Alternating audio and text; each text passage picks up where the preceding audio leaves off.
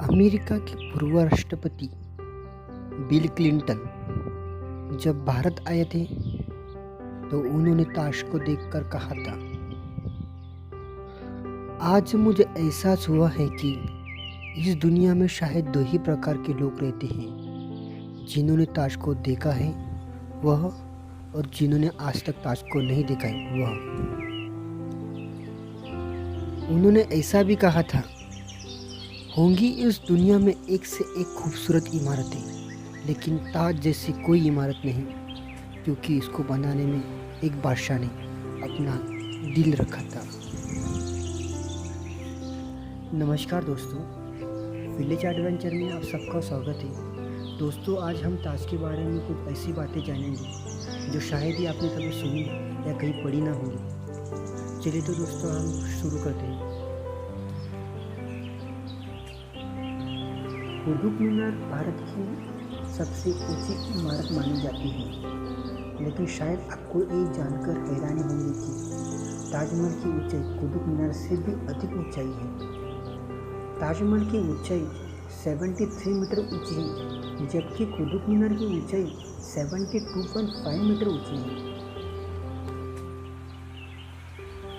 दुनिया भर में इतिहास से जितनी भी खूबसूरत इमारतें हैं, इन सब में सबसे सुंदर कैलीग्राफी एक ताज की दीवारों पर किया गया है। जैसे आप ताज के मेन दरवाजे से ताज के अंदर जाते हो, उन पर लिखा हुआ एक सुंदर सुलभ शब्द आपका स्वागत करता है। हे आत्मा, तू ईश्वर के पास विश्राम कर, ईश्वर के पास शांति के साथ रहो तथा उसकी परम शांति तुझ पर हमेशा बरसे रहे। ये लिखने वाले का नाम अब्दुल हफ था। इसको ईरान से मंगाया गया था। इसकी कारीगरी देखते हुए शाहजहां ने उसको अमानत खां इनाम दिया था।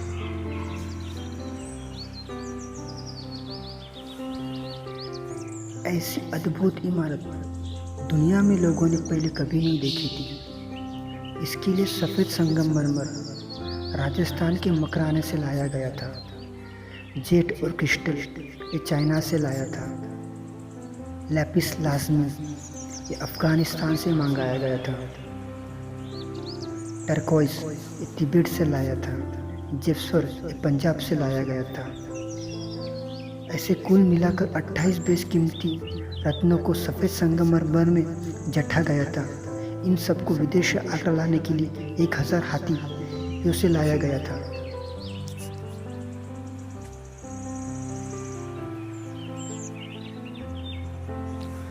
ताजमहल की नींव बनाते समय ताजमहल के चारों ओर कुएं खोदे गए। इनमें ईंट पत्थर के साथ आबनूस और मोहकनी के लट्टे डाले गए। इनसे ताजमहल की नींव को मजबूती मिलती थी। आबनूस और मोहकनी की लकड़ियों में ये खासियत होती है कि इनको जितना पानी मिले वो उतना ही मजबूत बनते हैं। इनको पानी ताजमहल के नज़दीक से गुजरने वाली यमुना नदी से मिलता था।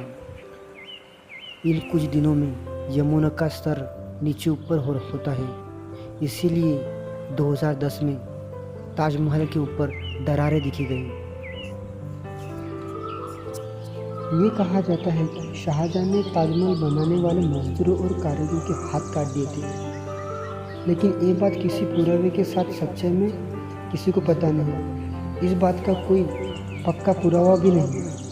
बहुत से ऐतिहासिककारों का मानना है कि शाहजहां ने मजदूरों और कारीगरों को पूरी जिंदगी जीवन भर का पगार दिया गया था, और शाहजहां ने मजदूरों और कारीगरों से एक करारनामा भी लिखा था कि वो ऐसी दूसरी इमारत कभी ना बनाए।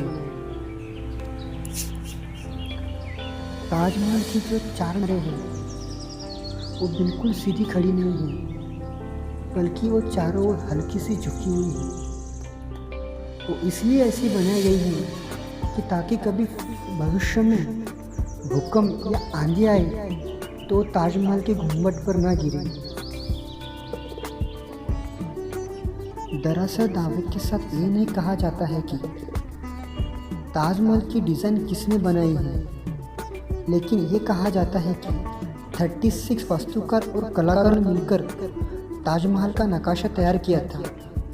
ये वास्तुकार अलग अलग देशों से और अलग अलग प्रांतों से लाए गए थे। ताजमहल करीब आज से 400 साल पहले 1631 में बनना शुरू किया था और ये 22 साल बाद 1653 में बनकर पूरा हुआ था। इसका निर्माण 20,000 कारीगरों और मजदूरों ने किया था। वास्तुकला का इससे शानदार नमूना दुनिया में और कहीं भी नहीं था। ताजमहल की दीवारों पर कारीगरी करने वाले कारीगर ये ईरान से मंगाए गए थे और संगमरमर के पत्थरों पर कारीगरी करने वाले कारीगर ये अफगानिस्तान से बुखारा से मंगाए गए थे और संगमरमर पर कैलीग्राफी करने वाले कारीगर ये ईरान से मंगाए गए थे। ताजमहल की सबसे ज़्यादा लोकप्रियता उससे निर्माण एक अद्भुत प्रेम कहानी की वजह से माना जाता है। बादशाह शाहजहां ने अपनी बेगम मुमताज़ की यादों में ताजमहल का निर्माण किया था। मुमताज़ का असली नाम अर्जुमन बानो बेगम था। शाहजहां ने उनको मुमताज़ महल ये नाम दिया था, यानी कि महल का सबसे अनमोल रत्न। मुमताज़ अपनी 38 साल की उम्र में 14वीं संतान को जन्म देते हुए उनका निधन हुआ था। उस वक्त वो बरहामपुर में थे। अपनी प्रिय बेगम की मृत्यु के बाद बादशाह बहुत उदास रहने लगे, जैसे कि वो पूरी जिंदगी की जंग हार गए। उनकी जिंदगी तबाह हुई और आखिर में शाहजहां ने ताजमहल बनाने का दावा किया।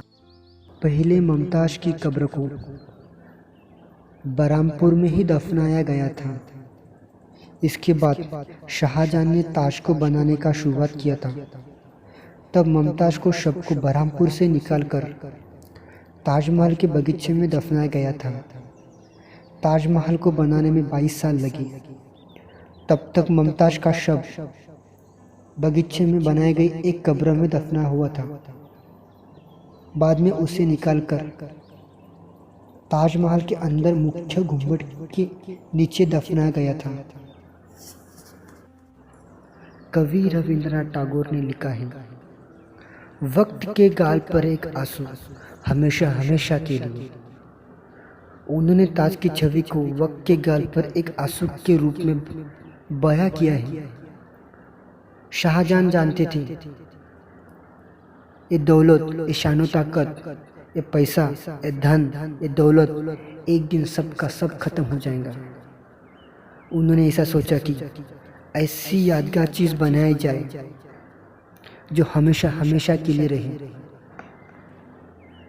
एक हारे थके बादशाह ने भी कभी किसी ने गिरने नहीं दिया, तो मुमताज़ के लिए उनका बेइंतहा प्यार था। जिस लगन से ये प्यार की अनोखी निशानी बनकर तैयार हुई, उसकी मिसाल आज पूरी दुनिया के सामने है। दोस्तों, आपको इसी तरह के अगर वीडियो चाहिए तो प्लीज़ हमारे चैनल को सब्सक्राइब कीजिए, शेयर कीजिए और कमेंट्स कीजिए। Thank you for watching my video.